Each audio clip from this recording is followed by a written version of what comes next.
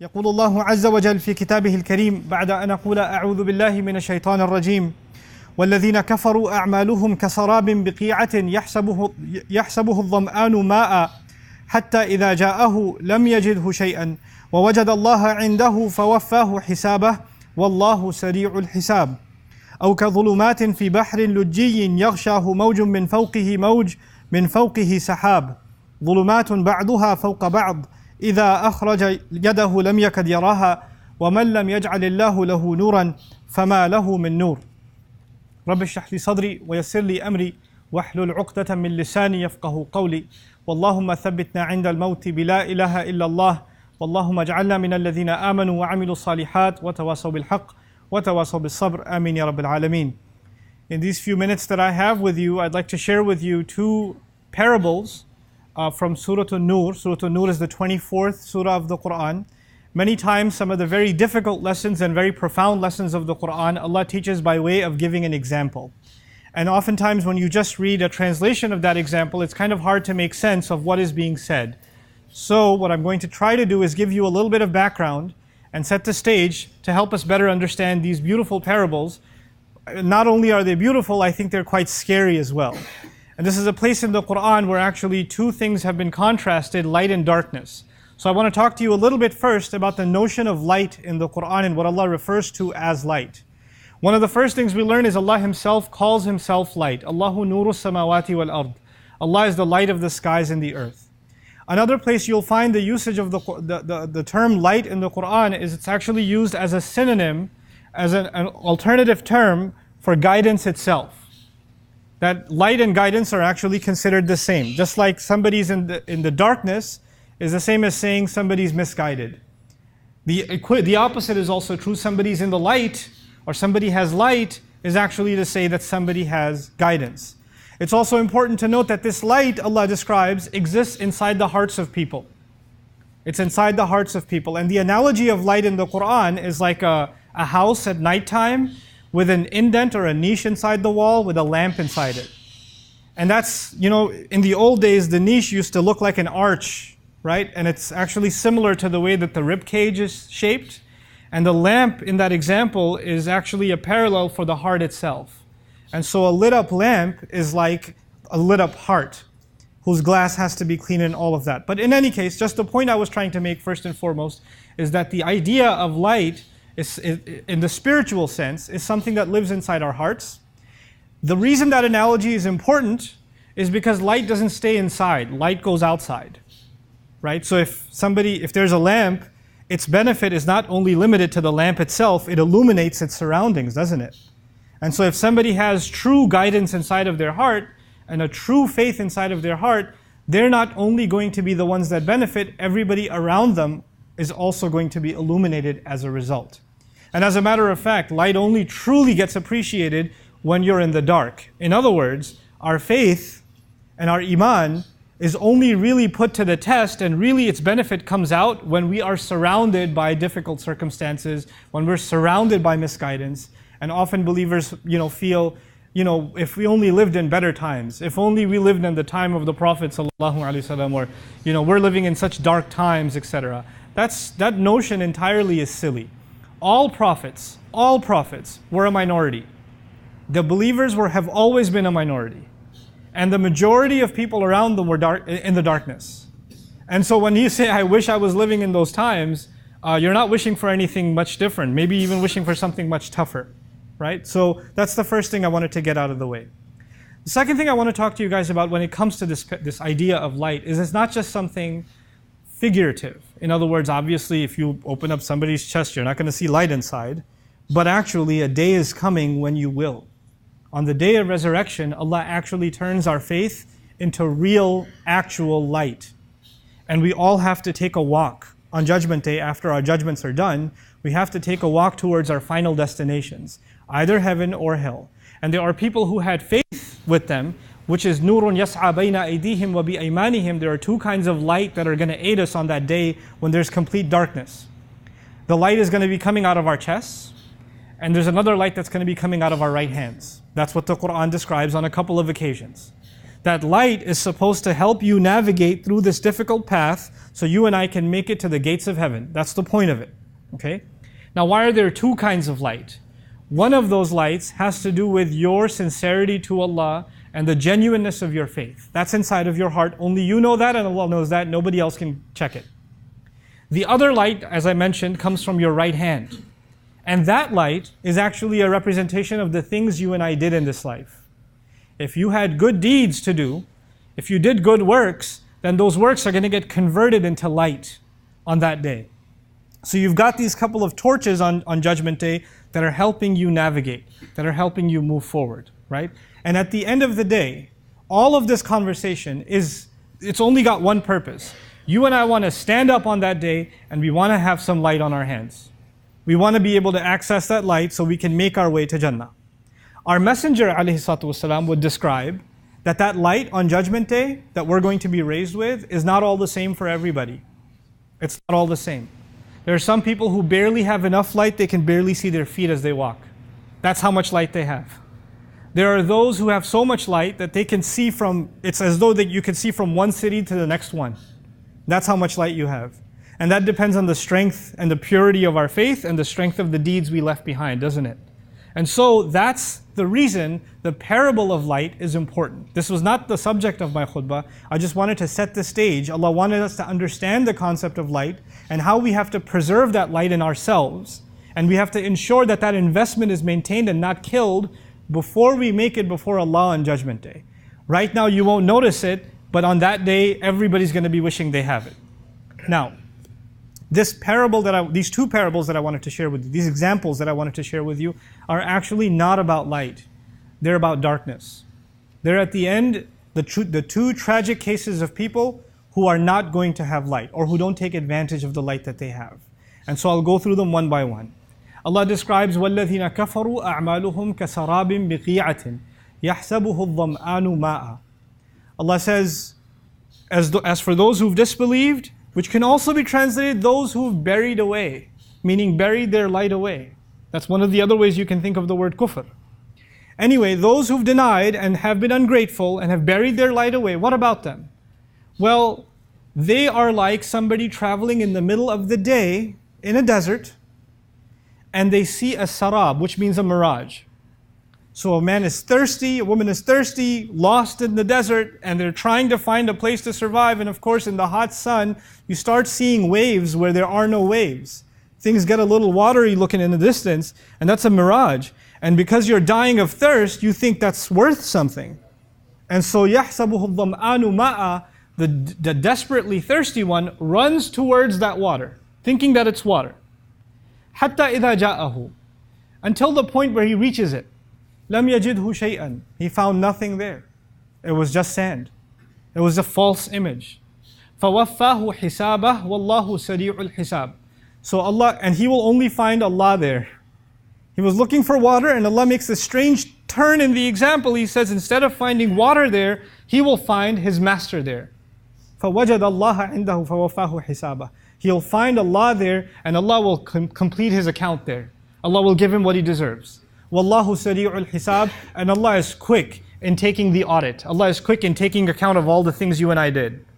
That's the first example. I haven't explained it yet. I just want you to know what it is first. Now quickly the second example. Oh, another example. And this is going to be almost the opposite scene. First time we were in the desert, now we're going to be in the ocean.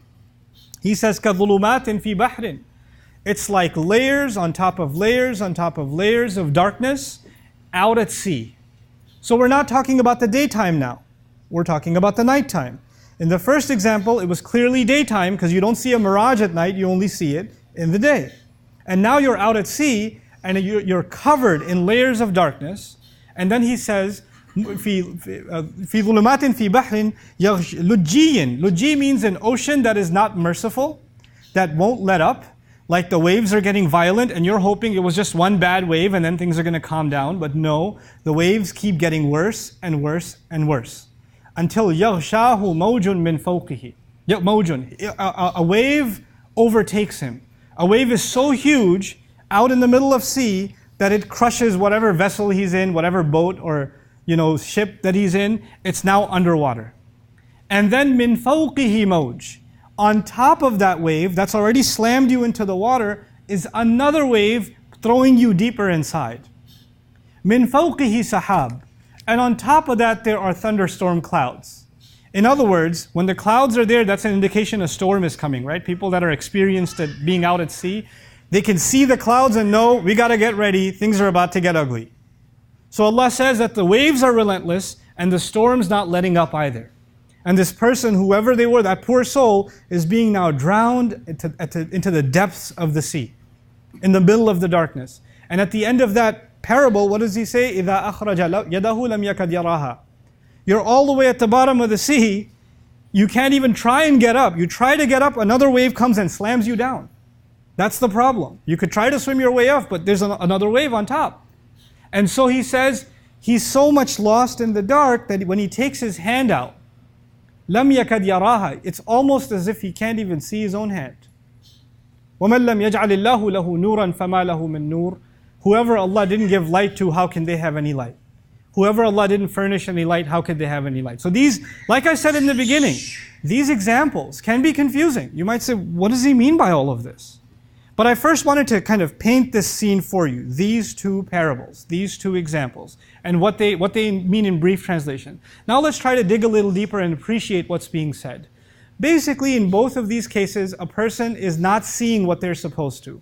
One person's in the middle of day, it's bright outside, and yet they see things that aren't there. They see a mirage, don't they?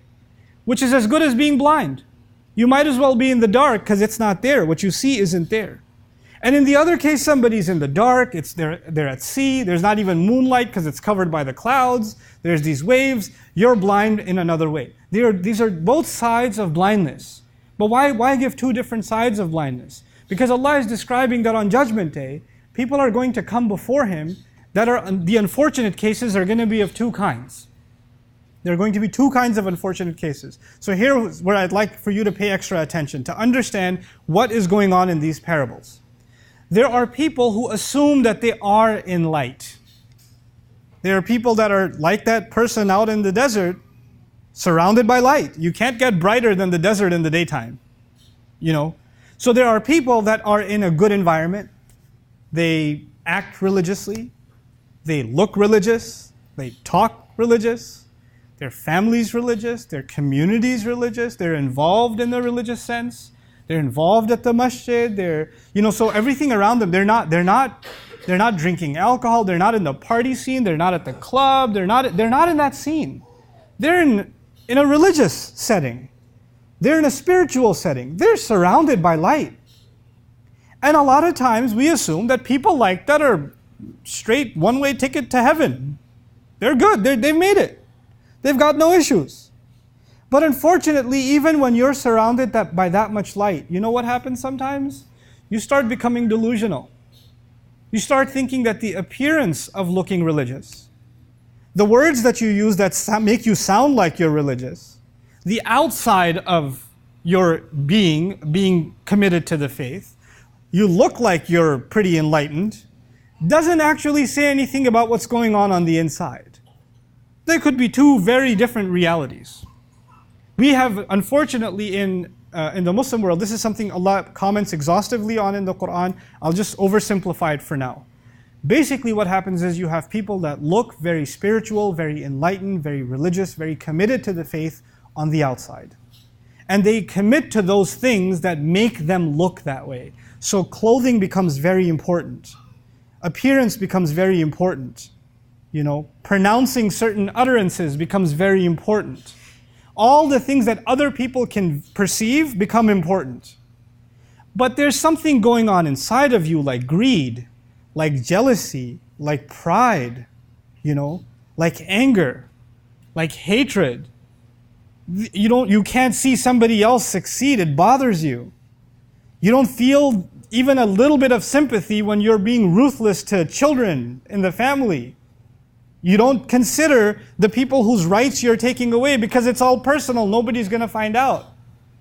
You don't see it because it's not in front of people, so it doesn't matter. What is in front of people needs to look pristine. And what's going on inside is ugly.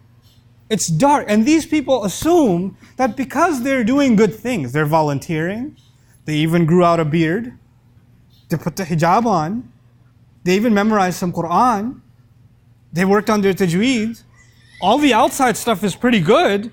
They start assuming also that Allah is going to really reward me for all of this. I'm doing pretty good. As opposed to this other person who can't even recite the Fatiha. As opposed to that other person who can't even do this X, Y, or Z. They don't even pray in the masjid or whatever else. You start comparing yourself thinking you're doing pretty good because you're in the light. And that, by the way, that sense of superiority is probably the worst of all of the other vices I mentioned. When you start thinking and I start thinking that I stand in a better place than another human being before Allah, that pride is actually a replica of the pride of the devil. Why did he say, I'm superior? You know, the sense of superiority, you know, تِلْكَ الدَّارُ الْآخِرَةِ نَجْعَلُهَا لِلَّذِينَ لَا يُرِيدُونَ عُلُوًّا فِي الْأَرْضِ وَلَا فَسَادًا وَالْعَاقِبَةُ لِلْمُتَّقِينَ. I'm being asked to move all of you forward, so move forward as much as you can. Allah says that next home that He built, heaven, He made it for people who don't want to feel superior in this earth. They don't have a desire for ulu.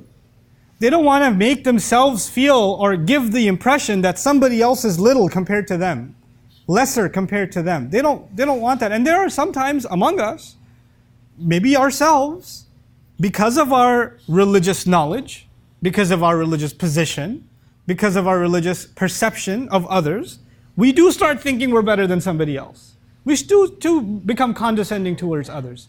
This is the first example. People who actually think they're in light and they're doing good. But you're like a person in the desert. You're going to die of dehydration. And when you get there, what you think is water, meaning you think you're going to go to heaven and be replenished for all the deeds you did, all you find there is Allah who says, actually, you did everything else on the outside, but there was no light inside of you. That you don't get anything here. Allah is going to quickly take your account. You and I have to become people of introspection. Whether or not people praise you and me means nothing. As a matter of fact, whether or not people criticize you and me also means nothing. You have to be able to ask yourself, if Allah was to ask me right now what I'm doing is right or wrong, am I able to answer Him? Am I doing right by Allah? Because He's the only one I'm going to be meeting at the end of that journey. On the other side of it, there's another darkness. There's another failed scenario. One of them was people who thought they're doing good and they get there and they find nothing. But the other one is a completely different scenario. And the other one is a scenario of someone, like I mentioned, in the dark. And then they're even pushed into more darkness, and then more darkness, and they just keep going deeper and deeper. This is actually someone who's not in a good environment. This is someone who's not involved with anybody. They're not even around people who have strong faith. As a matter of fact, all the friends they have make them even a worse person. They instill even worse habits in them. And the environments they put themselves in, the situations they put themselves in, are pure evil. They're pure darkness. But they're addictive also. They keep going to that stuff. They go to those environments, they go to those friends, they go to those dark places, and they can't even help themselves go back over and over and over and over again. They form all forms of addictions to certain kinds of behavior, they form addictions to substances, and they can't let go of that entire scene. And what does Allah describe as these waves are coming and slamming you down and you're all the way in the depths of the darkness? The powerful thing here in this parable is Allah actually gave hope to those people too. He didn't say when He's at the bottom of the sea, He can't even see His hand. He said He could almost not see His hand, right? Your hand is a representation of what you do. Even in the depths of darkness, you could still kind of sort of see your hand. You know what that means? You still have some sense that this is wrong. What I'm doing is wrong. I shouldn't be doing this. I know better. I know I need to change. I'm humiliated by what I'm doing. I'm giving into something inside me that's very animal. I'm giving into something inside me that overtakes me, and I lose my connection with Allah. And every time I dive in, that connection gets hurt more and more and more and more. But every time it gets hurt, there's less and less light. But there's still a tiny bit of light left inside you that still lets you see. To help you understand this part better, our eyes are useless without light. If there are no lights on inside this room, and there are no windows, and there's absolutely no light, we are completely blind. Your eyes could be functioning perfectly, but there's no point. You're blind anyway because you are in the darkness. Allah is describing here when you're in the bottom of the sea, when you're way down there. Clearly there's no source of light, is there? I mean, it's already dark, it's already night, there are already clouds in the sky, and you're way deep down inside in the middle of the night. There should be zero light. You shouldn't say, I can almost see my hand. You should not be able to see your hand at all. The point is, you shouldn't be able to see your hand at all. But Allah is saying there's some light somewhere. The question then arises, where is that light? That's actually the light Allah put inside you, and Allah put inside me, inside of our hearts. He put it there. It's not some outside light, it's inside you. And it's using that, and it's being dimmed away, it's weakened, it's been covered by a lot of darkness, but it's still enough for you to see somewhat that you're doing something wrong. There's still hope in you. That light Allah does not let die. Imagine, back in the day, what is light at nighttime? How do you have a light? You have a lamp. You have a candle. That's how lights used to work. Once you take that candle underwater, what's going to happen immediately? It's going to blow out. There's not going to be any source of light. But somehow this source of light in the depth of the ocean is protected. Even though it's in such a bad environment, it's still protected. It's been weakened, but it hasn't been suffocated. It didn't blow out. It didn't get washed away. That's the light that Allah protected inside you and inside of me, no matter how far gone you think you are and how far gone I think I am. Mistakes happen. Sins happen. Crimes against Allah happen. Our hearts go in bad places, in dark directions. Our hands go in dark directions. We've made mistakes. But Allah's mercy, what does He say at the end? وَمَنْ لَمْ يَجْعَلِ اللَّهُ لَهُ نُورًا فَمَا لَهُ مِن نُورٍ. And for somebody who Allah wouldn't have provided them light, where would they have gotten light from? How could they have gotten any light if Allah didn't provide it? What is Allah saying here? Can you imagine where can light possibly come from in the middle of the ocean at the bottom? Where would it come from? Where do you think that light came from, if not from me? Allah is telling you and me, we give up on Him, He doesn't give up on us. We let Him go, He doesn't let us go. He keeps the hope alive. He lets us, the ability for you to even feel bad, somewhat, you drown that voice out. You hear it and you say, nah, I don't want to listen to this. I'm already in line to get into the club. I'm like the third person left before the entry. And now my conscience is kicking in and saying, you need to turn around and go. You shouldn't be doing this. That voice inside you is that little bit of light left. And you could suffocate at that time too, and then next time too, and then next time too. But there's a limit. And that's what I wanted to finally share with you. There is actually a limit. It's not limitless. It's not like Allah will keep your light alive at any cost. Allah will mention people who are dead already. They're dead already. They have no light left inside them. Allah will mention people whose hearts have turned into stone. And if your heart is stone, that means if there's light inside it, it can't get out. Right? It's dead. There's no way it can get out. What happens to those people? When they suffocate themselves, knowingly they suffocate the light inside of themselves, what happens to them? Allah says, وَزَيَّنَ لَهُمُ الشَّيْطَانُ أَعْمَالَهُم. That's the last thing I want to share with you. When that happens, how do you know that's happened to you? You will know that's happened to you when those things that are evil, that even though they're attractive and they're tempting and you're drawn to them, there's still some part of you that feels bad, right? When that's gone and it only looks beautiful, you justify it to yourself. Not only forget that it's one thing to say, I know it's bad, I know I'm messed up, but I still do it. I need to stop. That's one thing. That means you still have some light left. At least you recognize that it's what? Bad. But when the light is completely gone, then it's زَيَّنَ لَهُمُ الشَّيْطَانُ أَعْمَالَهُم. You don't see it as bad anymore. Now that's amazing. What do you mean it's bad? We're having a good time. What do you mean it's bad? You don't want me to live my life? What do you mean it's bad? That's awesome. That's like the reason we're alive. Your definition changes. You're no longer guilty. You don't even feel bad. You're actually now glorifying the sin that you're engaged in. You're glorifying the darkness. That's become beautiful to you. And that's when, instead of the definition of beauty and ugliness coming from Allah, based on the light that He gave you, now those definitions come to you from shaitan. Now that's a lost cause. That's beyond hope, And I pray Allah never lets us fall into that. Sometimes there may be you and I may be doing something evil, and there is something called a defense mechanism, right? It just kicks in. Somebody calls you out on it, or your own conscience calls you out on it, and you start rationalizing it to yourself. No, it's not that bad. I mean, it's messed up, but it's not that messed up. I mean, come on, I was in a tough situation. Well, what do you expect me to do? And we justify to ourselves, right? But deep down inside, you also know that you're lying to yourself. At least you're just trying to cope with having to live with the decision you've made or the sin that you're engaged in. But you don't even believe your own argument, actually. You don't even believe it yourself. That is, at the end of the day, the most precious thing Allah gave us, is that light. I told you that's the last thing. Since I have a minute, I'll throw one last thing in. You know what the Quran is called in the Quran? فَآمِنُوا بِاللَّهِ وَرَسُولِهِ وَالنُّورِ الَّذِي أَنزَلْنَا. Believe in Allah and His Messenger and the light that we sent down. Allah calls the Quran light. It's not an accident. He calls it light because my engagement with Allah's words, that's Allah talking to me. It's not just a book. It's not just something I recite. It's Allah talking to me. When Allah talks to me, then that light inside me gets stronger. Because that itself is light. Those words themselves are light from Allah Azza wa Jal. My iman will be restored.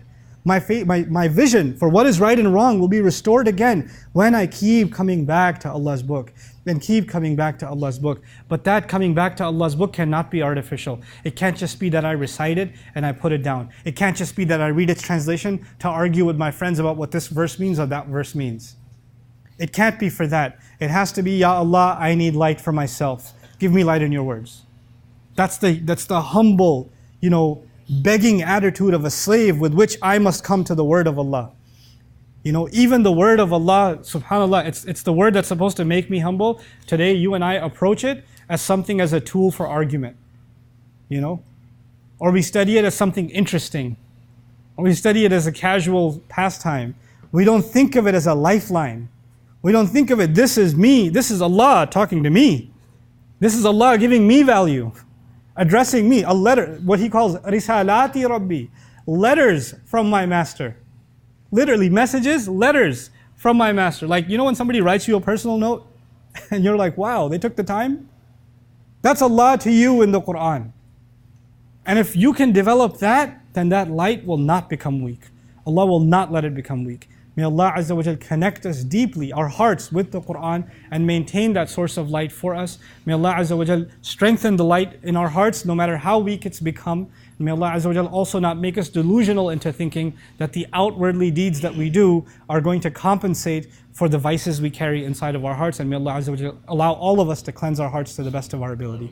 Barakallahu li wa lakum fil Qur'an al-Hakim wa nafa'ani wa iyyakum bil ayati wa dhikr al-Hakim. الحمد لله وكفى والصلاة والسلام على عباده الذين اصطفى خصوصا على أفضلهم وخاتم النبيين محمد الأمين وعلى آله وصحبه أجمعين. يقول الله عز وجل في كتابه الكريم بعد أن أقول أعوذ بالله من الشيطان الرجيم إن الله وملائكته يصلون على النبي يا أيها الذين آمنوا صلوا عليه وسلموا تسليما. اللهم صل على محمد وعلى آل محمد كما صليت على إبراهيم وعلى آل إبراهيم في العالمين إنك حميد مجيد. اللهم بارك على محمد وعلى آل محمد كما باركت على إبراهيم وعلى آل إبراهيم في العالمين إنك حميد مجيد. عباد الله رحمكم الله اتقوا الله إن الله يأمر بالعدل والإحسان وإيتاء ذي القربى وينهى عن الفحشاء والمنكر ولذكر الله أكبر والله يعلم ما تصنعون. أقم الصلاة إن الصلاة كانت على المؤمنين كتابا موقوتا.